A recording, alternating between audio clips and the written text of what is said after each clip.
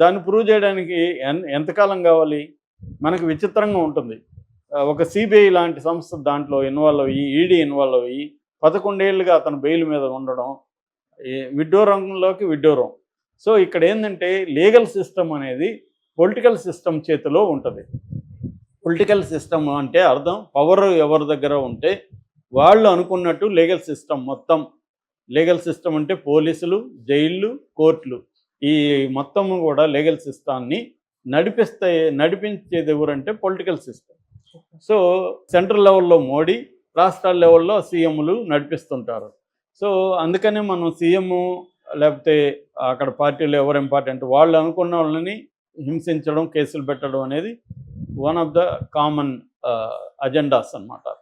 So అలాగా ఇప్పుడు పోసాని దగ్గర ఒక వాంగ్మూలం తీసుకున్నారు. ఆ వాంగ్మూలంలో ఏముందంటే, నేను పవన్ కళ్యాణ్ని తిట్టడానికి సజ్జల రామకృష్ణారెడ్డి అనుమతి ఇచ్చాడు, దీన్ని సజ్జల భార్గవరెడ్డి సోషల్ మీడియాలో వైరల్ చేశాడు అని వాళ్ళ పేర్లు 2 పేర్లు అక్కడ పెట్టారు. ఇప్పుడు పోలీసులు ఏం చేస్తున్నారంటే, ఈ 2 పేర్లు చెప్పాడు కాబట్టి వాళ్ళ మీద కూడా ఈ కేసులు పెడతారు. వాళ్ళ మీద కూడా త్రిబుల్ 1 పెట్టేస్తారు. త్రిబుల్ 1 ఎందుకు పెడతారు?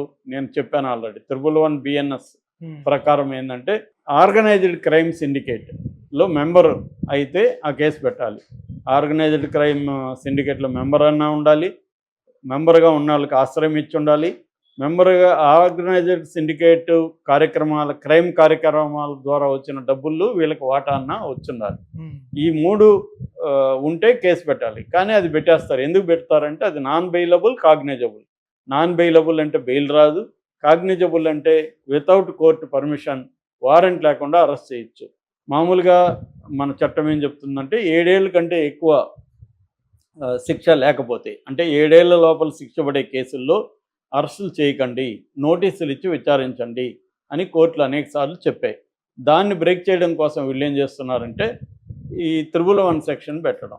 చంద్రబాబు మీద కూడా 409 అప్పట్లో ఐపీసీ జగన్ పెట్టాడు. ఎందుకంటే అది 10 ఏళ్ళు జైలు శిక్ష ఉంది. అట్లాగే త్రిబుల్ 1లో మినిమం 3 ఏళ్ళు జైలు శిక్ష, మ్యాక్సిమం లైఫ్ ఉందన్నమాట. అందుకని అది పెట్టారు. ఇప్పుడు ఆ వాంగ్మూలాన్ని బేస్ చేసుకొని సజ్జల మీద, అంటే తండ్రి సజ్జల రామకృష్ణారెడ్డి తండ్రి, సజ్జల భార్గవరెడ్డి కొడుకు, వీళ్ళిద్దరి మీద ఇప్పుడు కేసులు పెట్టడానికి రెడీ అవుతున్నారు. ఈ విషయం తెలిసి వాళ్ళిద్దరూ నిన్న హైకోర్టుకి వెళ్ళారు. అసలు మాకు ఈ కేసుతో సంబంధం లేదు, ఆయన వాంగ్మూలంలో మా పేర్లు ఎందుకు చెప్పాడో మాకు తెలియదు, మేము ఆయన్ని తిట్టమని చెప్పలేదు అనేది వీళ్ళు ఇప్పుడు చెప్తున్నారు. అలాగే మాకు ముందస్తు బెయిల్ ఇవ్వండి, దాన్ని బేస్ చేసుకొని మమ్మల్ని అరెస్ట్ చేయబోతున్నారు, మేము ఎక్కడికి పారిపోం, మాకు స్థిరాస్తులు ఇక్కడ గుంటూరు జిల్లాలో ఉన్నాయి, తర్వాత పులివెందుల్లో ఉన్నాయి కాబట్టి మేము పారిపోయే ప్రసక్తి ఉండదు, మేము ఎప్పుడు దర్యాప్తుకి రమ్మంటే అప్పుడు వస్తాము అని ముందస్తుగా వీళ్ళు వెళ్తున్నారు. మామూలుగా అయితే ఈ రెగ్యులర్ కేసుల్లో వీళ్ళని అరెస్ట్ చేయరు.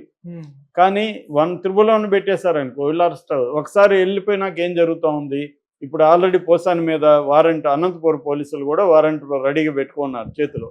పోసాని బెయిల్ రాగానే వీళ్ళు లట్టుకు కనపట్టుకొని మళ్ళీ జైలు వేస్తారు. మళ్ళీ దాంట్లో బెయిల్ తెచ్చుకోగానే ఇంకొకటి లట్టుకు పట్టుకొని ఇంకొక చోట వేస్తారు. సో ఇది మోడస్ ఆపరెండి అనమాట. అంటే వీళ్ళని అరెస్ట్ చేయాలని డిసైడ్ అయిపోయినాక ఒక్కసారి జైలుకి వెళ్ళినాక ఇంక వీళ్ళు ఇప్పుడిప్పుడే రారు.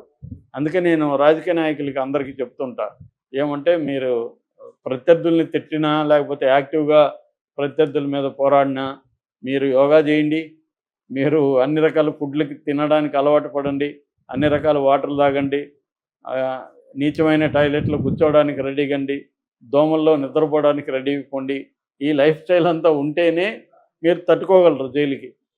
చంద్రబాబుకి ఆ లైఫ్ స్టైల్ ఉంది, ఆయన డిసిప్లిన్ లైఫ్, యోగా అన్నీ ఉన్నాయి కాబట్టి ఆయన 53 రోజులు జైల్లో ఉన్నా కూడా ఆయనకి ఏం ఫరక్ లేదు, ఇంకా మంచిగా రెస్ట్ అవి తీసుకున్నాడు. జగన్కి అవన్నీ ఉన్నాయి కాబట్టి 16 నెలలు జైల్లో ఉన్న జగన్కి ఏం కాల. కాబట్టి ఇవన్నీ ఉంటేనే, ఇప్పుడు పోసానికి అవేవి లేవు, ఆయనకి 66 ఏళ్ళు, ఆయనకి హార్ట్ ప్రాబ్లం ఉంది, ఆయనకి ఇవన్నీ అలవాట్లు లేవు, ఒక ఫుడ్ ఇవన్నీ డిసిప్లిన్ తీసుకోవాలి, కానీ అందువల్ల ఆయన ఇదయ్యాడు. సో అలాంటి ఇష్యూలు ఉన్నప్పుడు అసలు నోరు మూసుకొని ఉండాలి. పోసాని నోరు మూసుకుంటే ఈ ప్రాబ్లం లేవు. సో రాజకీయ నాయకులు అరెస్ట్ అవుతారని అరెస్ట్కి సిద్ధమయ్యి రాజకీయాలు చేయాలి ఇవాళ. ఎందుకంటే ఇప్పుడు తెలుగుదేశం వాళ్ళు కూడా రెచ్చిపోయి చేస్తున్నారు. జగన్ ఆల్రెడీ వార్నింగ్లు ఇస్తున్నాడు కదా, మేము వచ్చినాక మీ పరిస్థితి ఏముంటుంది. ఇదే జరుగుతుంది జగన్ వస్తే మళ్ళీ. ఓకే. అందుకు కూడా జగన్ రాకూడదని వీళ్ళు కోరుకుంటారు, కానీ మన కోరికల ప్రకారం జరగదు కదా. అందువల్ల మన ప్రత్యర్థులు వస్తే మనల్ని అరెస్ట్ చేస్తారు అన్న స్పృహ ఉండి దానికి ప్రిపేర్ అయ్యండి, జైళ్ళకి ప్రిపేర్ అయి ఉండాల్సిందే.